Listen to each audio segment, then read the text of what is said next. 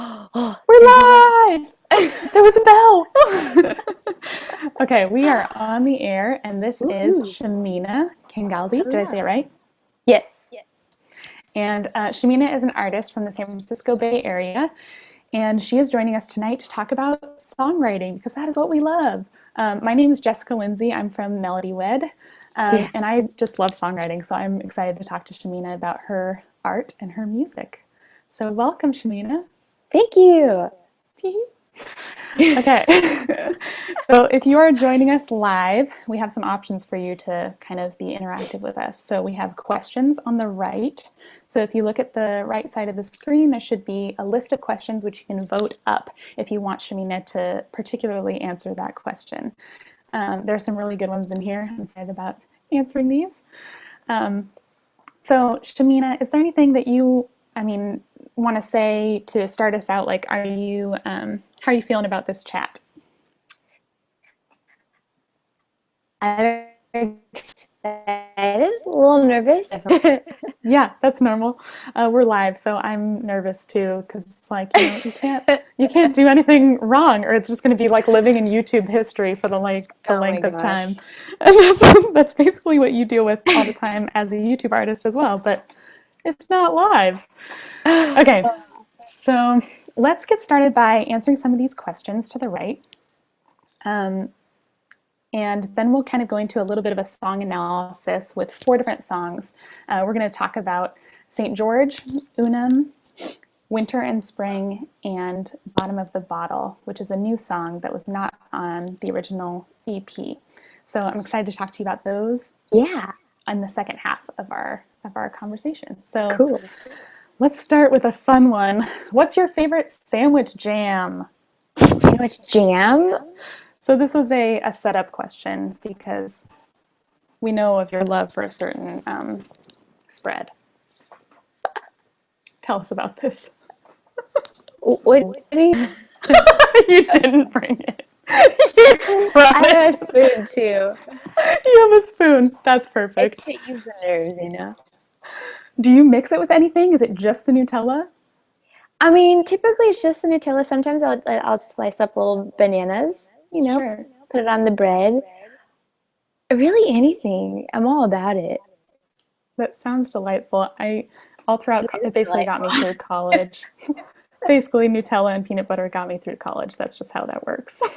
I mean, it's all you need. So, No, it's really all you need. total noob Um, question: yeah. is the group chat separate from the Q&A? Because I don't really know how to work that part. The group chat? Yeah, is that not a thing? I don't think we have a group chat going. Right now, we've got the live video and we've got the questions on the right. Okay. Okay. Cool. Are you getting group chat questions? Are you I getting don't some really know what I'm communication? walked into, so We are on an event. yes, I'm just gonna All follow right. you. Okay, sounds good. Okay, let's go to the next question. Okay. Okay. Um, let's start with. Okay, so tell us about the most recent EP, um, the While We're Waiting EP. So, if I'm correct, I did a little bit of research. You did Yeah, some recording in Nashville, right? I With did. a Yeah. producer? Tell us Yeah. about that experience. Okay. Well, one, it was phenomenal. So a year and a half ago, almost 2 years ago, I went to Nashville and recorded the single "Bring Me My Love" just to get out there, get a taste for it. And I worked with a group called Zod Lounge. They were phenomenal guys, a group of 3 dudes, killer musicians, producers, mixing engineers, everything. I did that one song and then used that to launch a Kickstarter to raise funds for the EP. So last January, I went back to Nashville and recorded the remaining 5 songs. And it was so much fun. I 12 days, and I literally could be in the studio day in and day out. It was Oh, yeah. one of the best things ever. I learned a ton. I was challenged a bunch, and it was just a really neat atmosphere. But yeah, I got to record all of it essentially in Nashville, and I had the time of my life. Everybody there is creative in one way, shape, or form, and you meet them, and they're really nice, and you connect with them. You see them later throughout the week. It's just what they do. So Would you ever consider a move to Nashville? Would that ever be in the cards? Yeah, I mean, not forever. I see myself back here in San Jose. I'm just too attached to my family. But if I, Hmm. like, for a period of time, if it made sense to, yeah, I would. I would be terrified, but I would still do it. Yeah, that sounds like a blast. So were you working with one producer, or was it like a team? It was sort of like a team. So I have a creative collaborator named Andy Gridley, and he co-produced the EP with the guys from Zod Lounge, and and I production process had a vision for what the songs would look like, but I also had to hold them with open hands and let them speak into it too, because they would strengthen it. If I'm on my own, I can only get so far, really limited vision. But I did have an idea of where I wanted to go, and they just took it to the next level and stretched me a ton. So it was definitely a team effort, and I'm so thankful for them.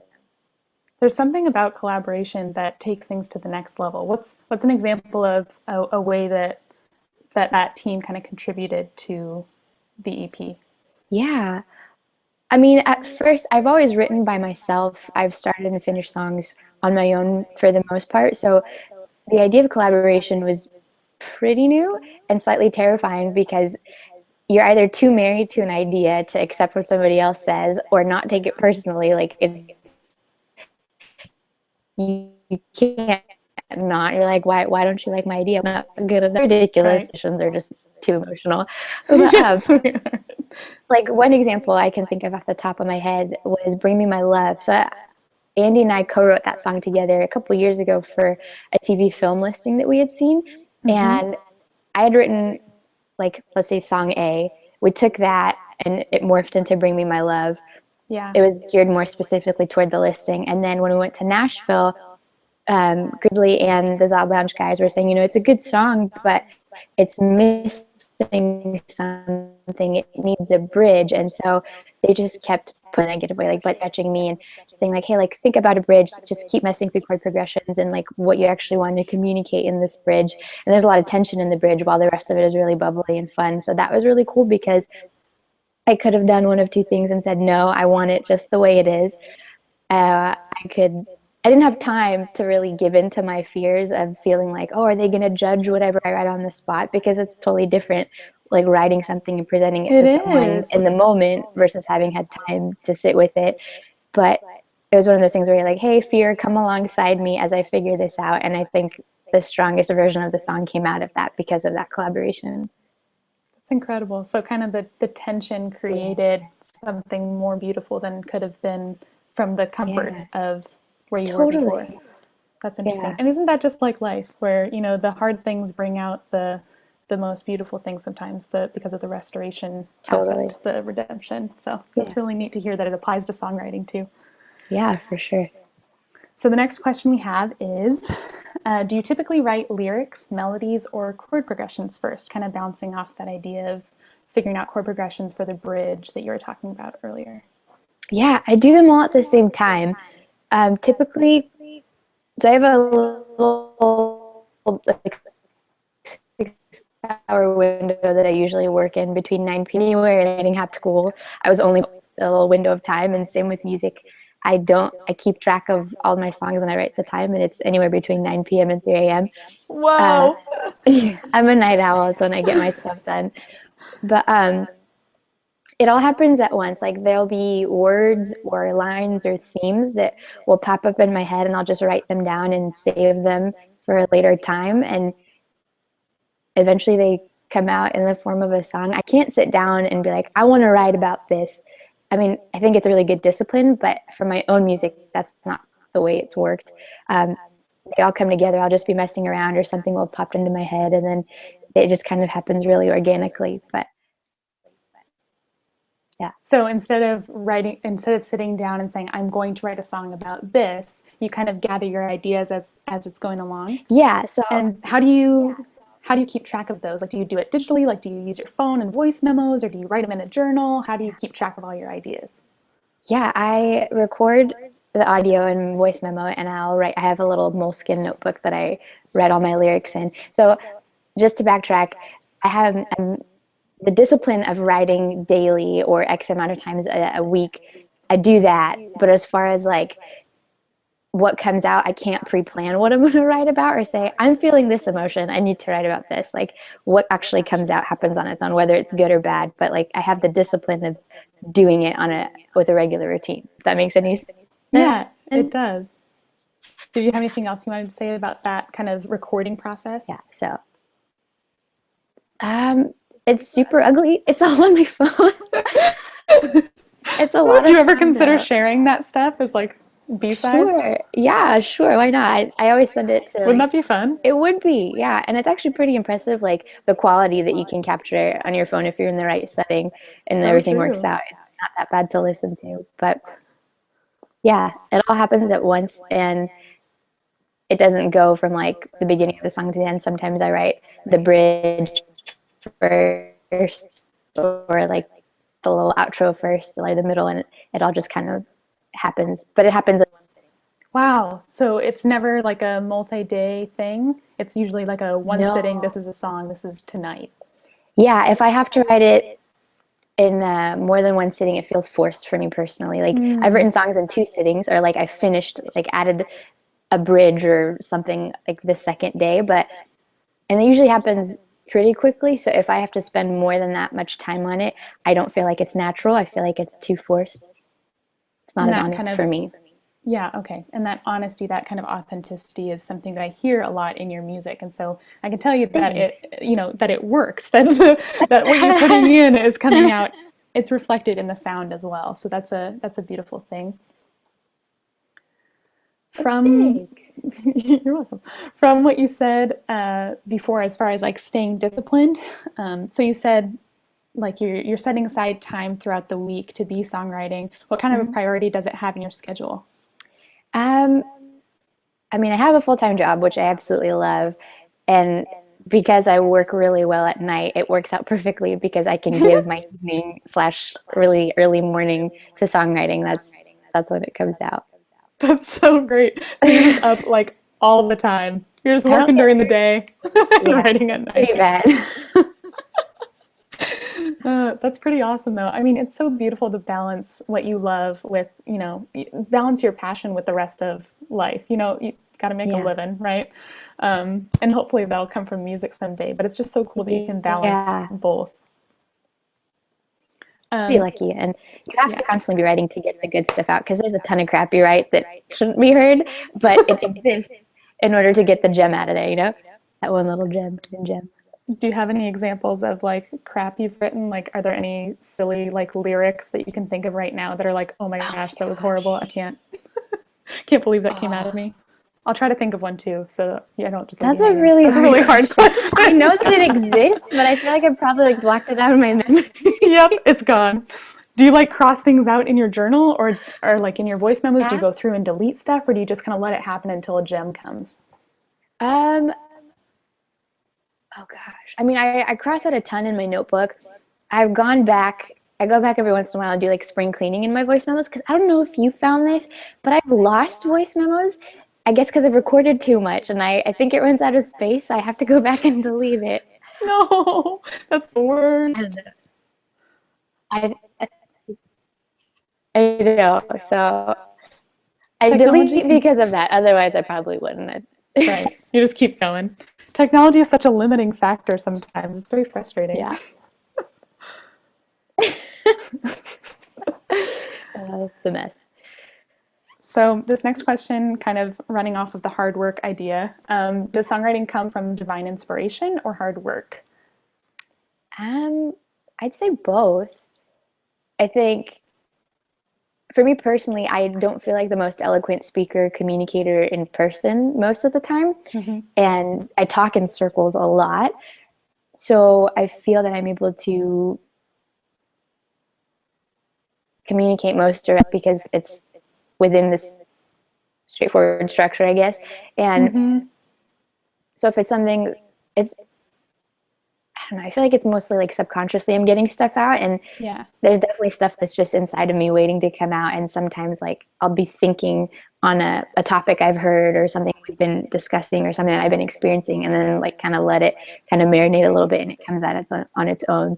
But I've tried to write about specific things it hasn't been my favorite, but I do think it's a good discipline. For me, typically it's, I guess, the divine inspiration, if you will, the part that just comes out naturally, but it comes from like something inside of me that I'm not a woman.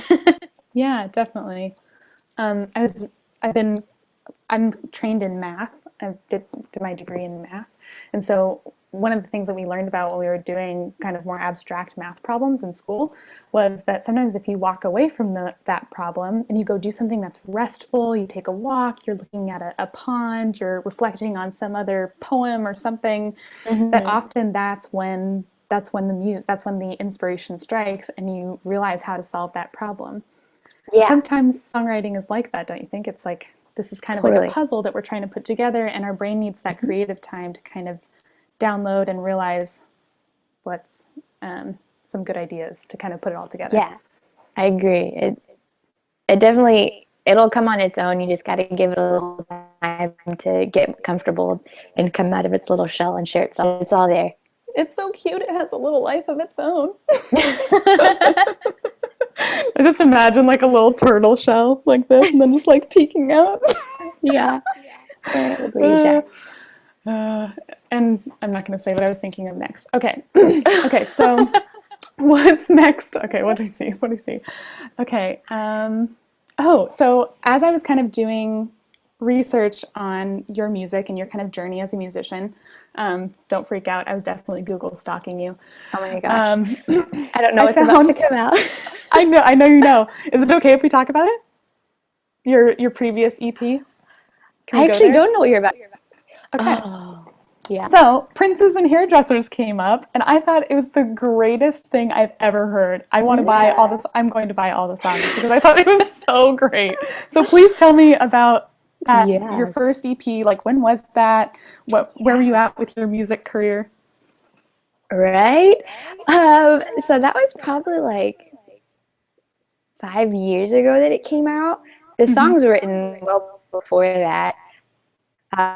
Um, I started attending, I currently work at and attend about 6.5 years ago. And the second week there, I auditioned for the worship band. And through that, I met my mentor, Andy. And then a little bit later, after sharing music with him, he's like, "Hey, I have resources. I'd like to help you. Let's see what you want to do with music." And so with that, I recorded that 4-song EP with his help. And I started writing at a really young age. I wrote my first song when I was 9 on the piano with Nice. lyrics, and then picked up guitar just before I turned 13 and started writing songs with lyrics mainly on the guitar and instrumental and piano. And so until I was about like 16 or 17, I only wrote reflective worship personal. And then when I was like 17, I want to say, maybe 18, I saw a clip of Taylor Swift on YouTube on the Ellen. And I watched that and I was like, hey, I want to be on the Ellen DeGeneres show and I want to share my music and Nice. I want it to reach more than just one specific audience. And from that point on, I started writing like singer-songwriter stuff, which Fun. I absolutely love because it's not limiting at all. You could be quirky, you could be reflective, you could be everything within it. Um, and so a lot of those songs, that EP captures the beginning of my journey in the songwriter world. Mm-hmm. I'm definitely proud of it. I learned a ton. I mean, obviously, it's not the same sound necessarily, but like the Yes. spirit of quirky Shamina is still within that. Totally. There's And only it's one song endearing. off that EP that I still play that like I'm still I guess Yeah, proud of the whole sure. project and like Doesn't that? it was good, but there's only one song off of it that like I'll still carry with me today. Mm-hmm. So, Yeah. And that totally happens. Isn't it interesting? I mean, for me too, it's like the songs that I wrote a long time ago, I can look back on and say, okay, like that was a good song. I'm kind of yeah, over it. I could move on to my new creative stuff, but other people will still right. love it. And so, yeah, like I just came up on the Princess and Hairdressers EP, and I'm going to listen to those songs and love them. And you wrote them however many years ago. It's just Yeah, amazing how songs can kind of continue their life even beyond what the artist expects. yeah. Can you tell us a story I of, mean, if you just think about it, I was so much younger at the time. yeah, and yet it's still impactful and relevant today. Well, thank you. I'm using such big words to describe princes and hairdressers. It just brings it Relevant. out of you. I love it. I love Sorry, it I so much. totally interrupted you. There's like a little delay, so I totally cut you off. That's totally okay. It happens on live broadcasts. Okay, the question is, tell us a story of when a song of yours impacted someone. So kind of along those same lines, have you heard a story? Has somebody told you, oh, when I heard this, this is what it made me feel, or this has helped me through a dark time in my life, or something like that? Oh gosh. Okay, let's see. I mean, years ago when I was writing like more of the personal reflective worship stuff, a buddy of mine had shared my CD of just like really rough demos. His friends at college been just struggling and going through this season of depression and kind of a lot of thoughts of suicide. And in listening to those songs, she kind of held on to something and continued, and he shared that with me, and that kind Wow. of blew my mind that my songs could, it's not like it's about me, but that like music could be used to point somebody to hope in some way and kind of talk them off the ledge a little bit. So that was really Absolutely. cool. More recent stuff, Saint, sorry, not Saint George. Unum is one of my favorite songs that I've written because it's a really, the very end of it, it says, breathe, break, give, take life in me for your glory, let me be. A buddy of mine had been going through a really difficult time. And when he actually sat down and listened, because that's kind of meant to be sung over and really complement everything else that's going on. And it's not meant to necessarily be the focal point of that, of the end of the song, but it definitely is powerful enough to be. And so those lyrics really stuck with him, and he like started crying, and he called me on the phone, and I'm like, oh my gosh, you cry, this is amazing. Yeah, totally. But it stuck with him again in that season of darkness. There Hmm. were lyrics that spoke to what he was going through. And with the recent song, I released it like on YouTube, the video of it, I think back in January. And then maybe just 3 weeks ago, a young girl I know went back through my videos and commented on it and said that it was really relevant to her. And I was well past the emotions of that song at that point, but Sure. that like after my season of dealing with that, she found that it was speaking to her. And I thought that was pretty sweet that it Mm-hmm. could just capture what somebody else was feeling too. So That is amazing. I love that about music. yeah. Does that make you feel like, how does that make you feel as far as the responsibility of what you're putting out as a songwriter? Or Yeah. does it feel heavy? Does it feel like hopeful? Like, wow, what an honor. How do you feel when you think about that? It's definitely an honor. I mean, I love people. I'm naturally more of an introvert, but one-on-one, I love it. I love doing life with people. I love walking alongside them. And so um, intentionality in any and every part of life is incredibly important. And with your words too, they carry so much weight and can be misused to encourage somebody at just the right time. And it's definitely an honor that something I would get to be a part of in creating could impact somebody else. And not heavy in a bad way, but because it means so much to me and I understand the weight of it, I'm fully aware of the fact that it could mean just as much to somebody else, like the way other artists' music have impacted my life. Like, I think it's a huge honor, and it is a huge responsibility. Like, don't write crap, like write things that are Yeah. relevant and are important, and like speak to important issues, like talk about things worth talking about of value that speak to people's souls, something that either calms them or confronts them and makes them uncomfortable, Hmm. leaves them with tension for better, for worse, that gets, I think that's important to do. Otherwise, it's just effects are boring. There's no real life to them, but art is meant to continually take on different forms and mean something different to each person. Yeah, that's so true. There's an element of interpretation there, and there is a lot of like, you at some point you kind of have to let it go as an artist because you can only take it so far. Yeah. And it takes a life of its own too. Like Hmm. the one line can mean four different things to four different people. Right. That's why I'm excited to kind of talk to you about your intention behind some of these songs that you wrote, Sure. because they can mean something to me, but I'd like to, I'd like to hear what they mean to you and how you wrote them. But before we get there, Yeah. I have a couple more questions for you. Sure. What do you admire in other songwriters?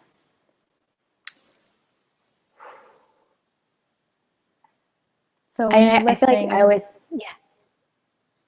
when you're listening to a song, you know, from a songwriter that you like, are you listening to the melodies? Are you listening to the lyrics? Are you listening to the content? I don't know. What do you admire? Sure. Again, lyrics and melody at the same time, because I mean, instrumentals have the power to communicate things to you without words. So the melody and the chord progression definitely speak to me, but paired that with the lyrics, I think my favorite songwriters are completely honest, which is what I value and admire in them the most. They don't try to be something other than who they are, what they stand for, how they view the world, or what encourages them or irritates them. They're completely honest in all of that. And I see people like that authenticity. I don't know, people can see it. People can tell when you're being fake. And that honesty is probably like the biggest thing I value in the artists that I look up to. Who are some of those artists? Yeah, Brooke Fraser for sure. If I could be her, that would be great. She can do no wrong in my book. That's wonderful. Well, you're basically on your way. So, Oh my gosh, stop. in my opinion, There's no other Brooke. B phrase is wonderful. be phrase. Brooke Fraser, John Foreman, Dustin Kensrue, John Mark McMillan. Who else? Oh, those are good ones. Good I job. know. Good list. Good start. You know, the people that make you weep just a little. Yeah. There's an incredible lyricist too and musician.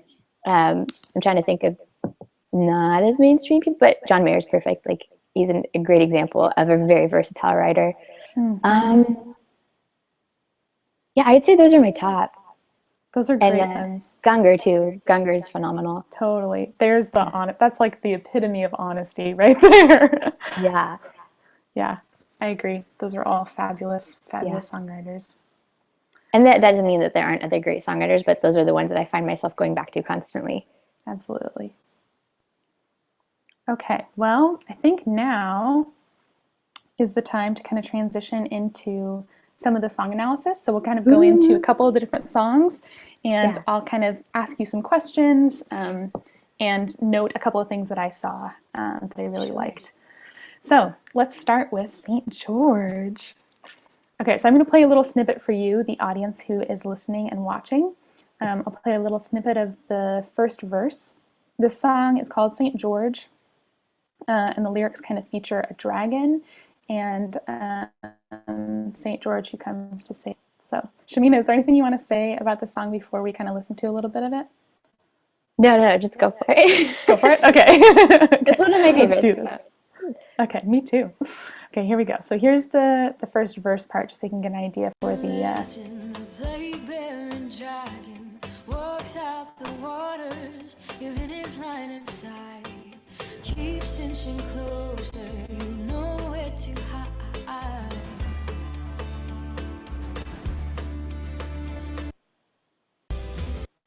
Okay, so that was kind of the first little verse snippet of it. Could you guys hear that okay? You got that? Shamina, could you hear that okay? Oh, here, present. Is there a delay? No, I'm just a Googler and it happens, so. Did you freeze on something? What happened? My mind just froze. It happens. Okay, so that was the first verse, and that was lovely. So it was kind of about, as you heard, the lyrics are, he's a thing of golden legend, a plague-bearing dragon. He walks out the waters, you're in his line of sight. It's a very foreboding image here. And the first couple of verses kind of paint this picture of the dragon. Can you tell us what the inspiration was for this song? Were you going through a particular battle, or was there anything that you were chewing on at that point in time? So one of my favorite speakers is Pastor Jay Kim. He was giving a sermon one night, and I'm sorry, I don't remember what the sermon was about, but I remember a quote he used. He quoted G.K. Chesterton. Chesterton has a book called Orthodoxy, And in that book, he has a quote that says, "Fairy tales don't tell children that dragons exist. Fairy tales tell children that dragons, oh gosh, hold on, that's terrible. Tell children that dragons exist. Children know dragons exist. Fairy tales tell children that dragons can be defeated." And when he said that, it really like just stood out to me. So I kind of filed it in the brain. And then later that night, I went home and I Googled it. I was trying to find what the exact quote was because I just was really fascinated by it. And there are a couple different Richardson uses similar metaphors in a couple of his essays and books and different works. And so as I was looking that up, one of the variations had St. George in it. And I was like, who's St. George? What is this? And so I Googled it, and it's this whole tale of this town that's plagued by this dragon. And in order to kind of like keep the dragon happy, he's given like I think like a lamb or some spice. And when they run out of that, they have to give up one of the girls from the town. And it's kind of like a lottery style thing. And then the king's daughter, the princess, is the one who kind of is chosen with the lottery short stick, whatever you want to call it. And so she's given up as like a sacrifice to the dragon. And then eventually St. George comes in and saves the day. And there's a little bit more to it, but I kind of stopped there because that's really what caught my eye. And I thought it was that's really, enough. yeah, it was beautiful imagery. It tells the story of dark and light, of light overcoming darkness. And the more I researched, I read a ton about dragons and how like, so sorry, do you want me to talk like how the all go together? Sure, yeah, go for it. Okay, so the more I read about the dragon, just like it's completely sinister and it represents evil, if you will. And just the beginning of the song is describing all of like the features and the characteristics of this dragon and how he works. And the music, if you notice, is also really sinister sounding and just really mischievous and kind of sounds like it's up to no good, paralleling the description. And to me, it was like light versus dark. The dragon is the dark, and then St. George parallels to light or the Lord. I'm a Christian, and so there's a lot of like spiritual undertone in songs for me. And so when St. George comes in, like the music automatically shifts to this major chord progression. It becomes really anthemic, and it just has this really powerful drive before it as it starts to pick up. And it literally sounds like someone's riding into battle for you. And as St. George comes in, yeah, it's one of my favorites. That was an example of a song where the ending came first. I wrote that piece. St. George, now you're right. It's this way that part came first in this writing process. Let's take a listen. And so, yeah, it's a tale / imagery for spiritual warfare.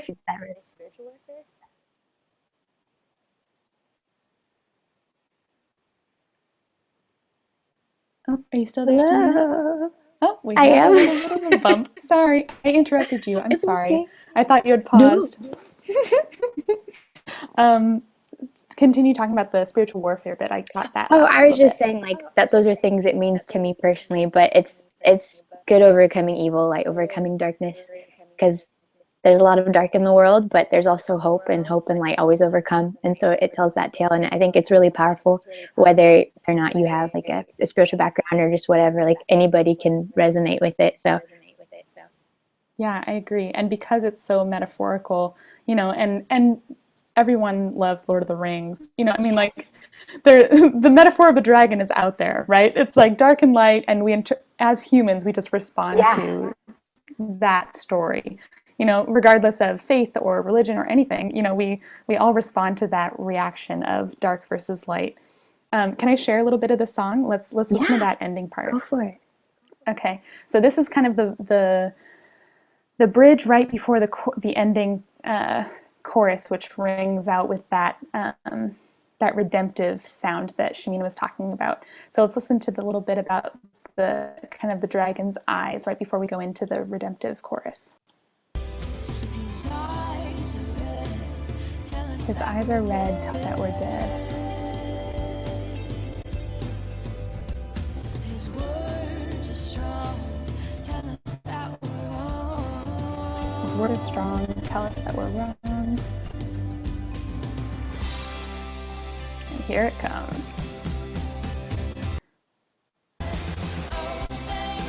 Cut to a little bit later.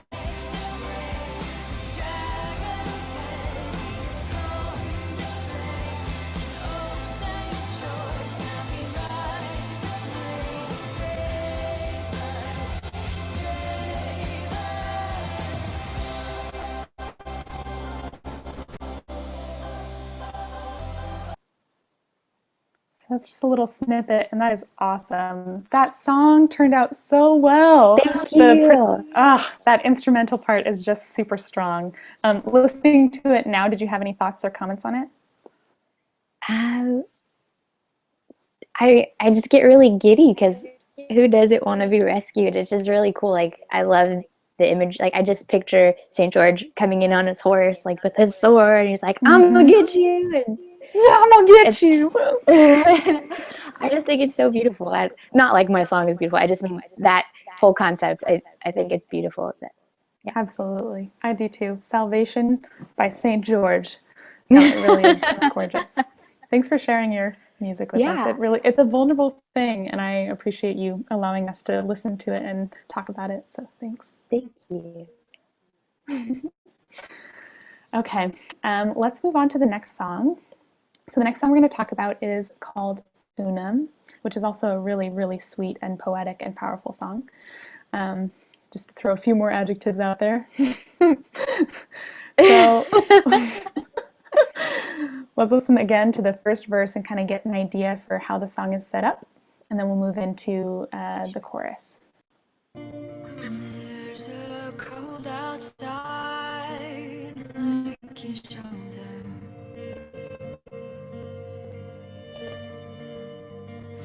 Time is up, no secrets hidden under.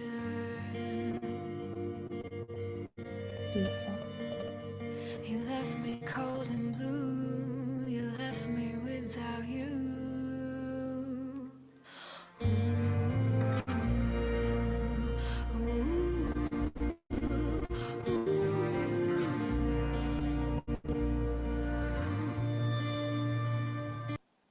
So really haunting melody. It's lovely. Thank you. Can you tell us a little bit about this one and kind of the origins and what it's about?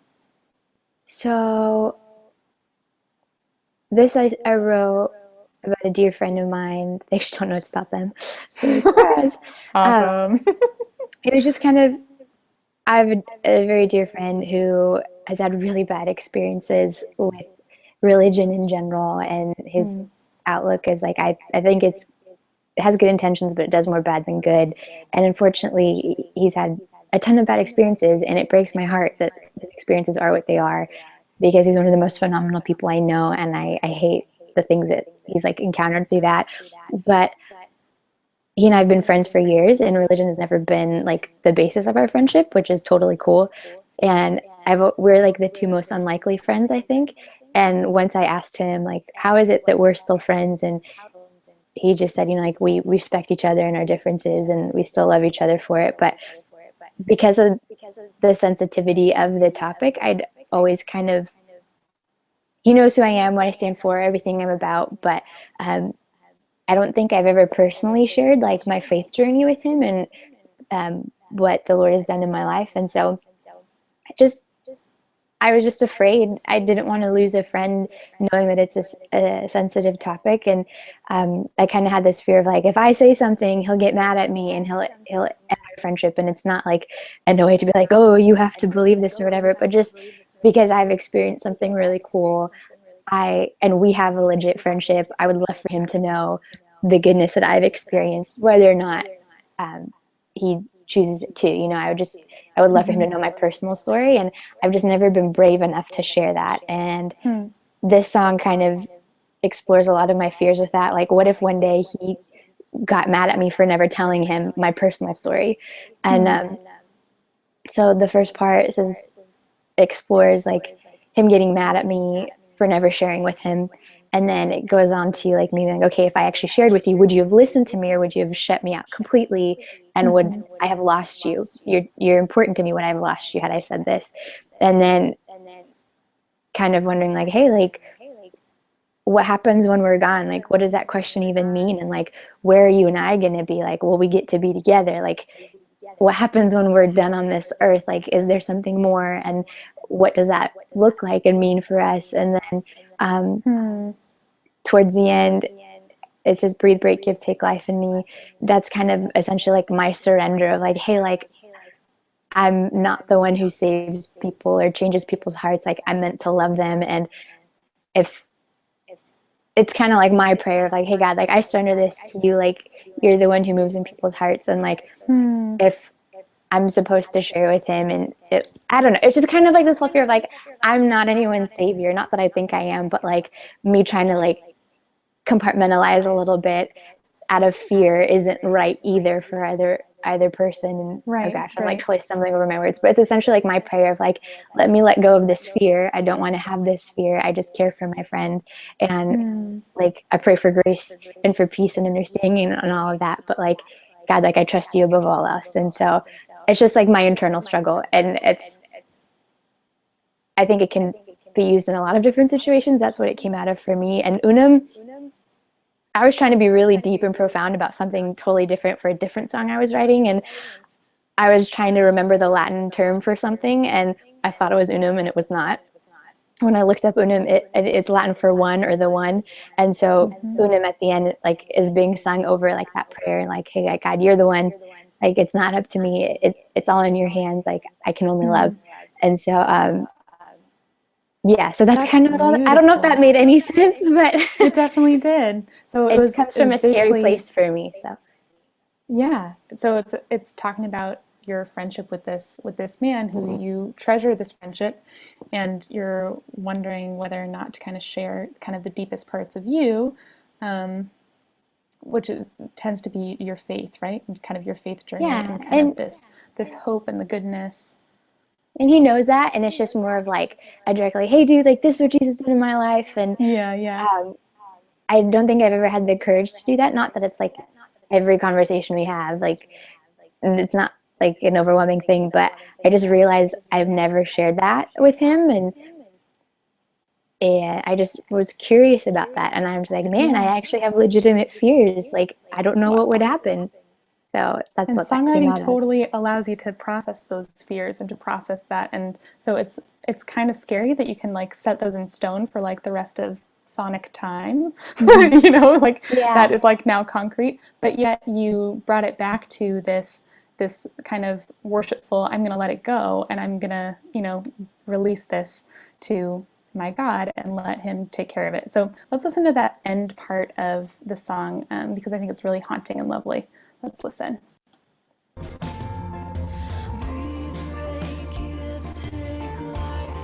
was going to ask you about this part. I wasn't sure what it meant.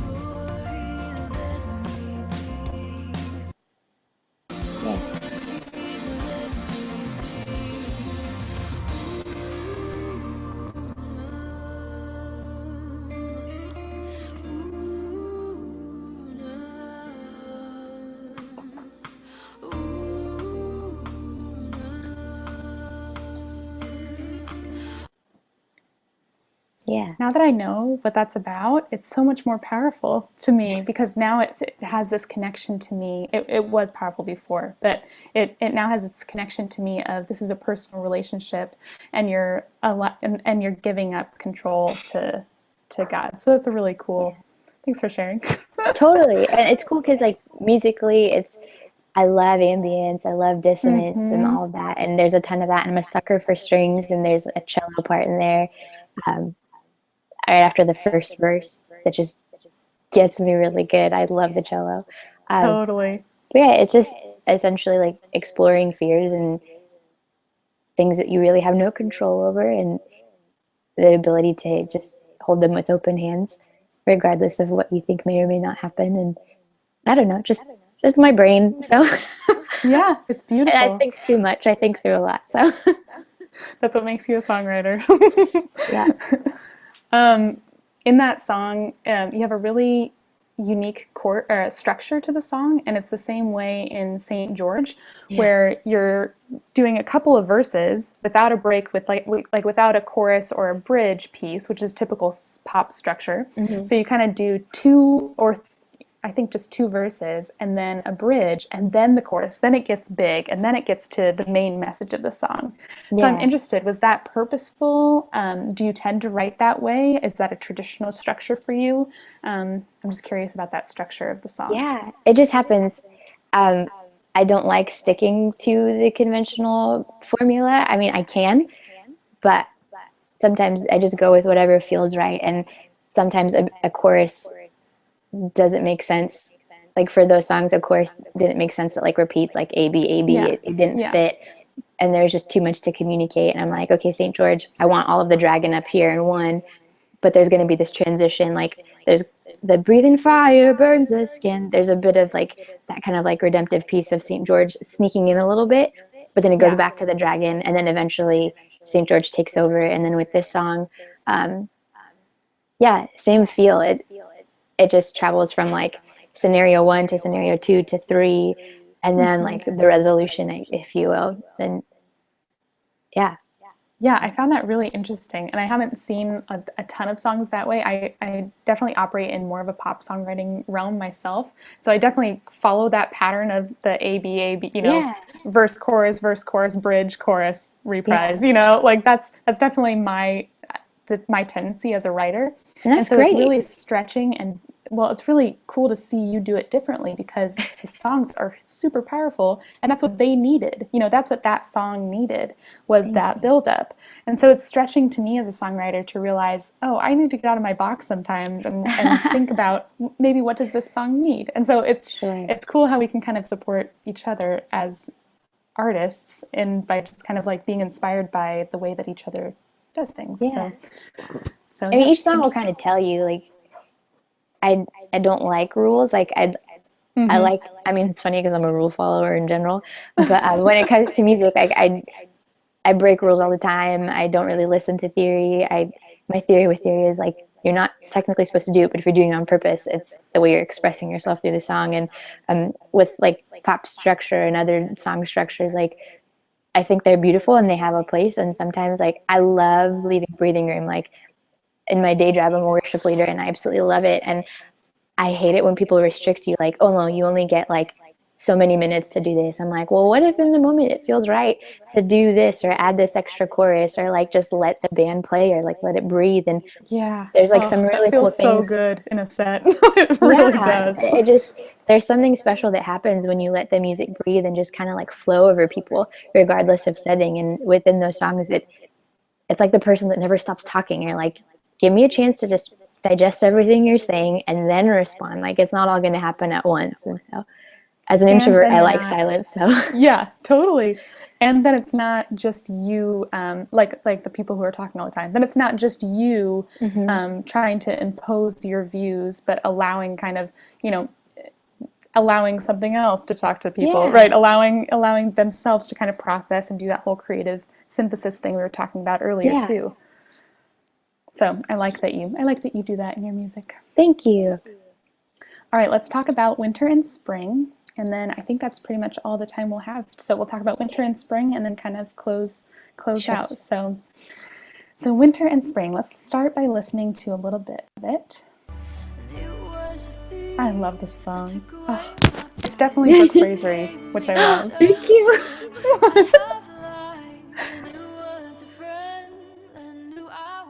Beautiful. Loved me despite what I done. I notice you do that a lot on words. Hold on.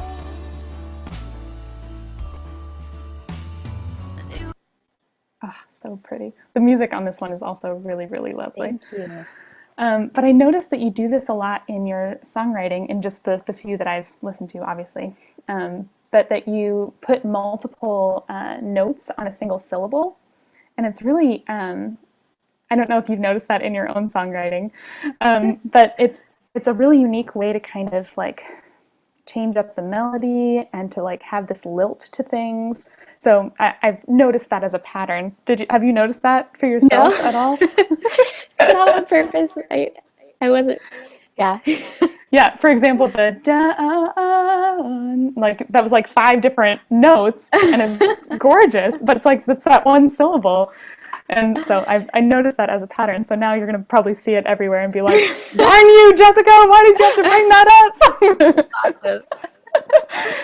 No, I think it's one of your strengths. I think it's one of Thank the strong parts of your writing is that you don't necessarily limit the melody to words. So Cool. and that instrumental part, the oh oh oh, is a really strong theme throughout this song. And I think you're really good at that as a songwriter too, kind of putting in those kind of almost just breathing spaces like we were just talking about, where it's just these little either vocalizations or melodies that just kind of continue the theme throughout the whole song, but also just allow you to kind of think on the words for a second before you jump into the next phrase. Thanks. Yeah. Okay, let's listen to a little bit more of this song. Okay. And then we'll talk about it. Sure. She said, child, I have loved and I have loved well. It was heaven and it was hell, but it held to me, so I held right down. Oh, oh, oh.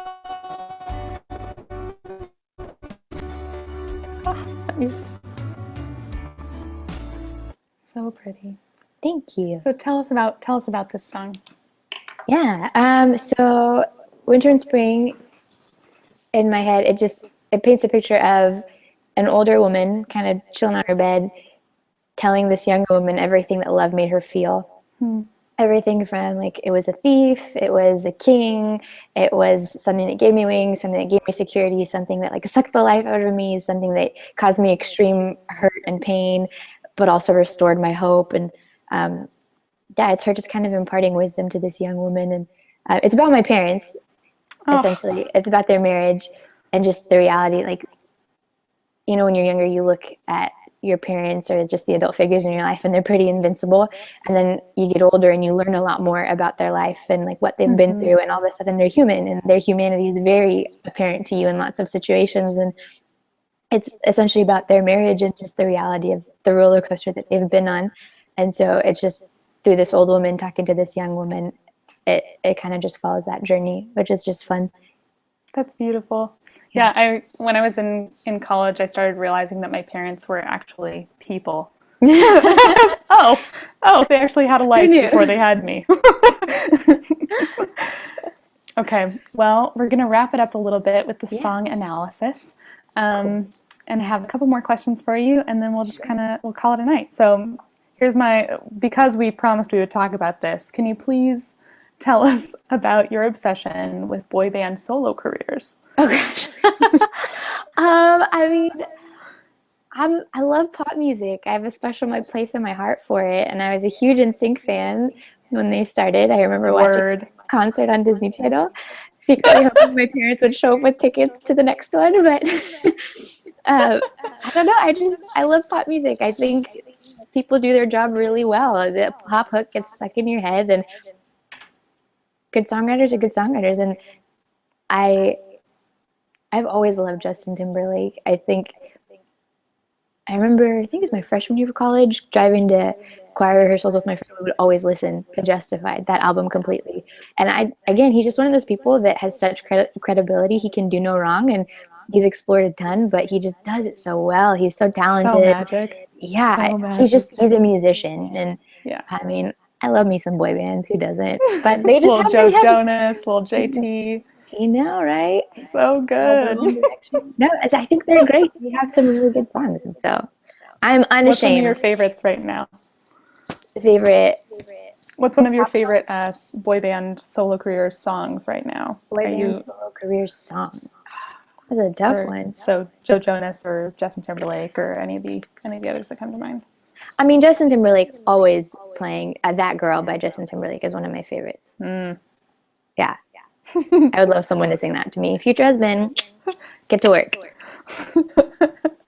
Was that your Nutella spoon I just saw? Oh yeah. Are you thinking about that? I've You're been like holding it dreaming the in entire Nutella. time. I've been holding it the whole time just kind of for stability. Keep me strong. I'm proud of you for like this amazing self-control that it's taken not to just stuff your face as we're talking. It's been tempting a few times. I'm sure. Okay, well, as we kind of call this a night, it's been really fun. Thank you so much. Thank Um, you.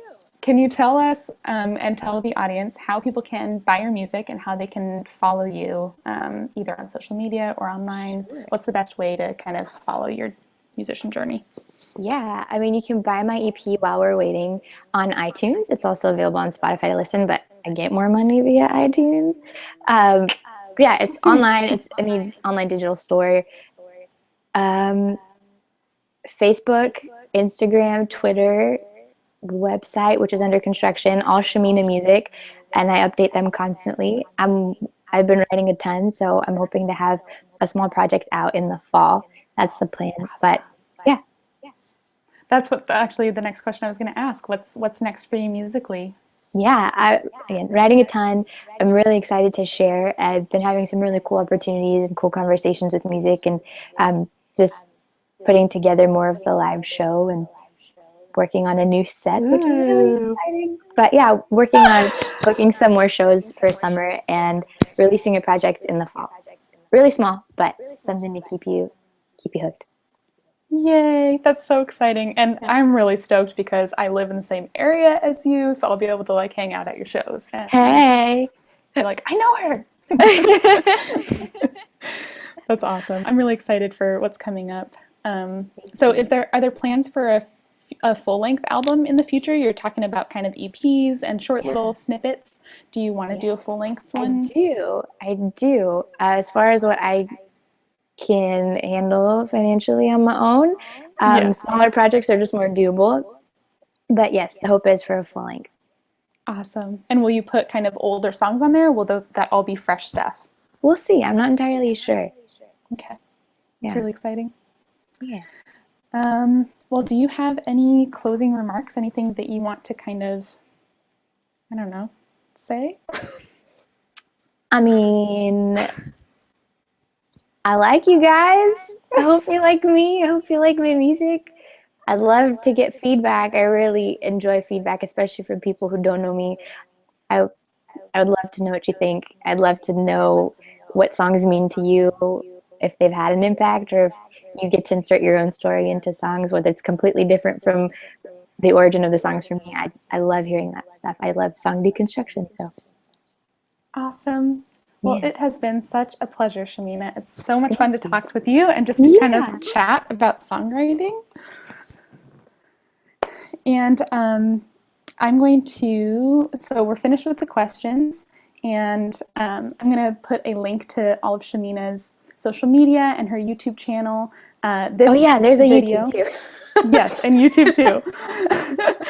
So I will put that link nearby this video so you'll be able to check out more of Shamina's music. And again, her social media channel handles are all at Shamina Music. Is that correct, Shamina? Yes, except YouTube. Yeah. YouTube is Music by Shamina. Music by Shamina. And there's a belly dancing Shamina on YouTube. That is not me. Oh, also good to know. So I think we will call it a night. Thanks again for everyone who's watching. Thank you for submitting questions if you did. And I hope that you guys have a wonderful night. Let's keep listening to Shamina and support her music. Thank you so much. Thank you so much. Talk to you later. Bye.